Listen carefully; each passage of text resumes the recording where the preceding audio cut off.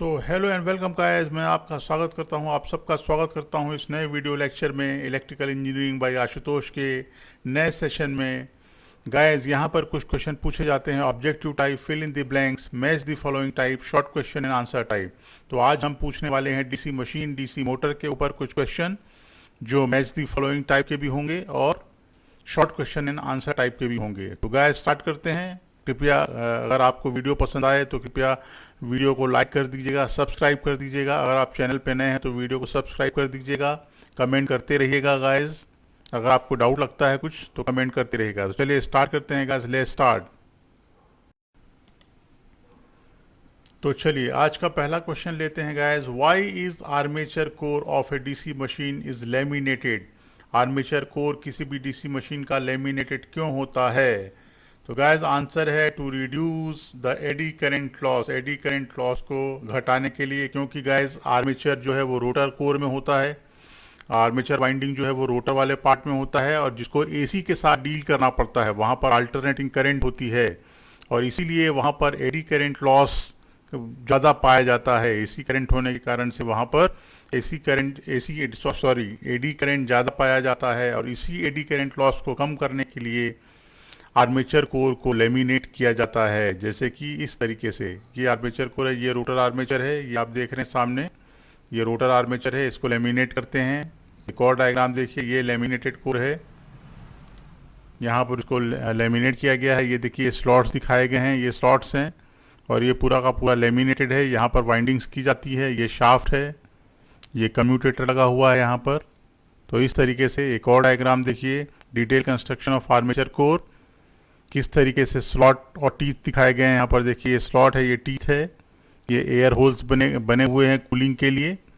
और गाइस ये laminated iron core है, ये आर्मेचर का कोर है। इस तरीके से एडी करंट लॉस को कम करने के लिए ही इसको लेमिनेट किया जाता है। चलिए सेकेंड क्वेश्चन देखते हैं। Why is the air gap between the pole pieces and armature kept very small? तो guys to reduce the reluctance of magnetic path, इसको कम क्यों रखा जाता है? एयर गैप देखिए, ये एयर गैप है, ये पोल पीसेस हैं, ये सारे के सारे जैसे यहाँ पर दिखाया गया है। और ये रोटर आर्मेचर वाइंडिंग है, ये रोटर स्ट्रक्चर है पूरा। इसके बीच देखिए ये वाला जो गैप है ये एयर गैप कहलाता है, जो कि बहुत ही कम है गाइस।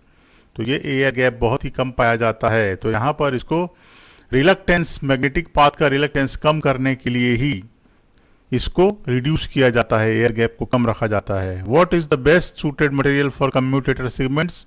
तो silvered copper, extruded copper containing about 0.05% silver. तो ये जो मटेरियल है इसी को सबसे अच्छा पाया जाता है। वैसे तो माइका का कम्यूटेटर बनाते हैं, माइका सेगमेंट्स होते हैं कम्यूटेटर के जगह पर, और बेस्ट सूटेड मटेरियल पूछा है तो यहाँ पर सिल्वर्ड कॉपर है गाइस। चलिए फिर लेते हैं हम मैच द फॉलोइंग टाइप का क्वेश्चन। तो यहाँ पर मैच द फॉलोइंग टाइप का क्वेश्चन है गाइस। देखिए यहाँ पर कैरेक्टरिस्टिक्स दिया गया है, ABCD 4 ऑप्शन है। यहाँ पर रिलेशन दिया गया है, किसके बीच कर्व बनेगा ये दिया गया है।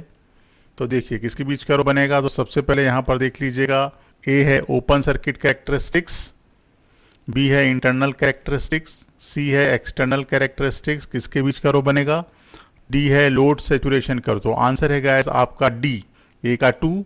ओपन सर्किट कैरेक्टरिस्टिक्स जो है वो इंटरनल EMF, ये इसको बोलते हैं excitation EMF, no load excitation EMF E0 versus IF के बीच बनेगा।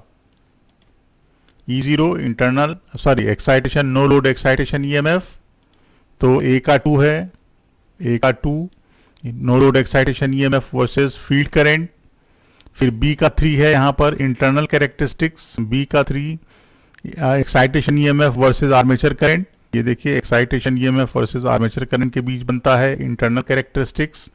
फिर C का 4 है एक्सटर्नल कैरेक्टरिस्टिक, किसके बीच बनेगा, तो यहाँ पर टर्मिनल वोल्टेज आ जाएगा एक्सटर्नल में, और लोड कैरेक्टरिस्टिक में टर्मिनल वोल्टेज आता है। तो C जो है एक्सटर्नल कैरेक्टरिस्टिक्स, वहाँ पर वोल्टेज टर्मिनल वोल्टेज है और लोड करंट है, फाइनल करंट है V वर्सेस I के बीच में एक्सटर्नल कैरेक्टरिस्टिक बनेगा। ये C का 4 है। और D load saturation curve, D का 1 है। टर्मिनल वोल्टेज और फील्ड करंट यहाँ पर बनेगा, टर्मिनल वोल्टेज और फील्ड करंट गाइस। तो इस तरीके से मैच द फॉलोइंग देखते हैं सेकेंड।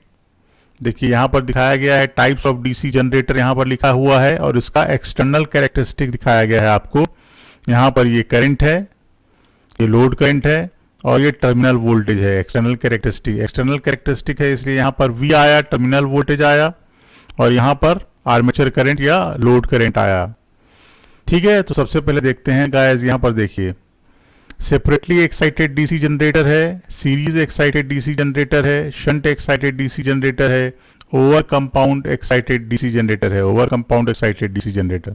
तो सेपरेटली एक्साइटेड का लोड कैरेक्टरिस्टिक कैसे बनेगा? अगर लोड बढ़ेगा गाइस तो टर्मिनल वोल्टेज कैसा होगा, कैसे बिहेव करेगा? यहाँ पर बताया है कि सेपरेटली एक्साइटेड डीसी जनरेटर है, अगर किस तरीके से बिहेव करेगा। तो गाइस आंसर है ए का, सॉरी ए, इस वाले क्वेश्चन का आंसर है ए का 2।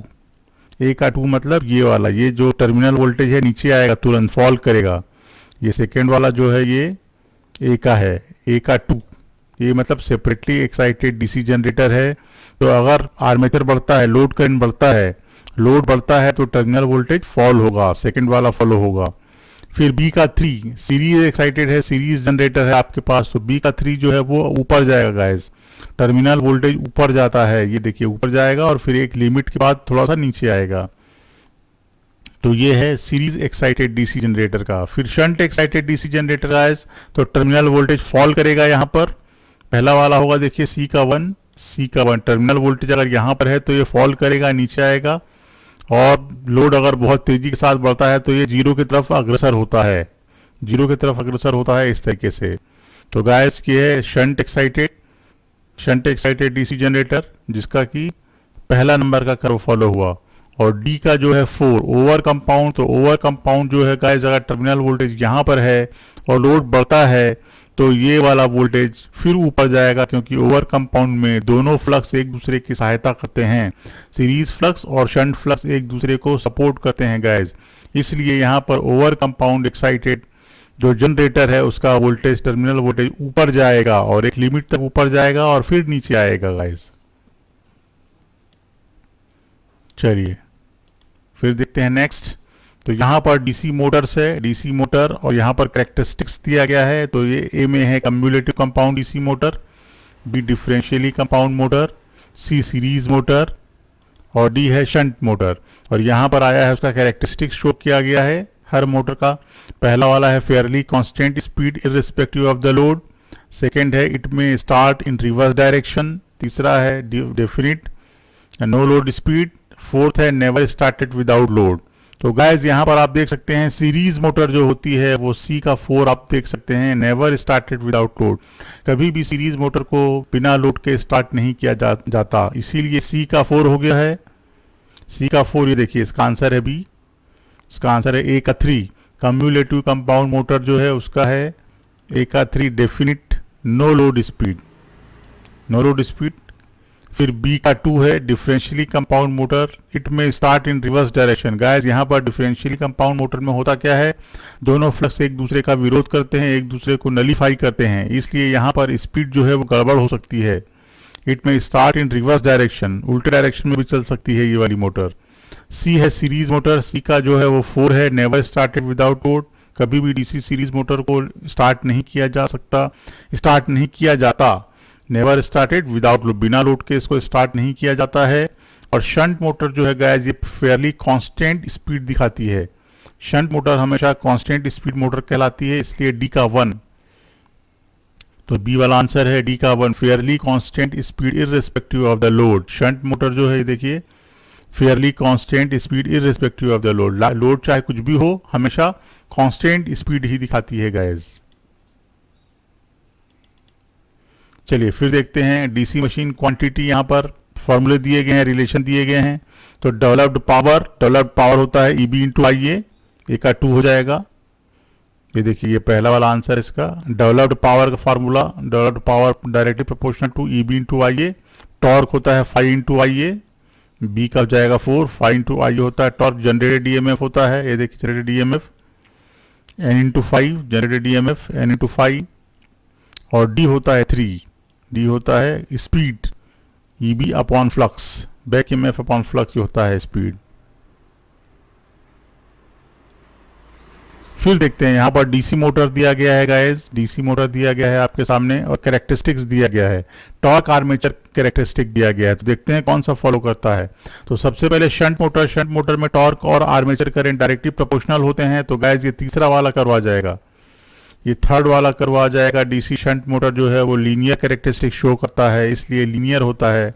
आंसर देखते हैं, यहाँ सी है, ए का 3 हो गया। Torque directly proportional to armature current, ये 3 हो गया ए का। सीरीज मोटर में ये पहला वाला आ जाएगा गाइस, बी का 1, क्योंकि थोड़ा सा भी करंट अगर बढ़ेगा तो टॉर्क बहुत तेजी के साथ ऊपर जाता है, बहुत तेजी के साथ ऊपर बढ़ता है। तो torque proportional to I square, series motor में क्या होता है, torque proportional to I square होता है कैरेक्टरिस्टिक्स, आर्मेचर करंट का स्क्वायर, इसलिए ये वाला कैरेक्टरिस्टिक होगा। फिर कम्युलेटिव कंपाउंड देखिए, सी का 2, ये जाएगा, ये इसका भी टॉर्क बढ़ेगा करंट बढ़ने से या लोड बढ़ने से, इसका भी टॉर्क बढ़ेगा, लेकिन डीसी सीरीज मोटर के कंपैरिजन में थोड़ा सा धीरे बढ़ेगा। तो ये थोड़ा पीछे रहेगा इसकी तुलना में, डीसी सीरीज का बहुत तेजी के साथ बढ़ेगा, कम्युलेटिव कंपाउंड का थोड़ा सा कंपैरेटिविटी थोड़ा सा धीरे बढ़ेगा। और डिफरेंशियल कंपाउंड देखते हैं गाइस, डी वाला जो ऑप्शन है ये 4, डी का 4, ये गाइस क्योंकि डिफरेंशियल कंपाउंड मोटर में दोनों फ्लक्स एक दूसरे का विरोध करते हैं, शंट फ्लक्स और सीरीज फ्लक्स एक दूसरे का विरोध करते हैं, नलीफाई करते हैं, इसलिए यहाँ पर करंट बढ़ने से टॉर्क में कमी आती है और ये ऊपर जाएगा, एक थोड़ा सा ऊपर जाएगा और उसके बाद फिर कमी आएगी टॉर्क में। तो गाइस आज यहीं तक रखते हैं क्वेश्चन आंसर सेशन। अगले वीडियो में फिर से नए क्वेश्चन के साथ मिलेंगे। तब तक के लिए गुड बाय गाइस। और अगर आपको वीडियो लेक्चर पसंद आ रहा है गाइस तो प्लीज़ लाइक और सब्सक्राइब करते रहिएगा। अगर आप वीडियो पर नए हैं तो सब्सक्राइब कर दीजिए, कमेंट करते रहिए अगर आपको कुछ डाउट है। तो तब तक के लिए गाइस गुड बाय गाइस।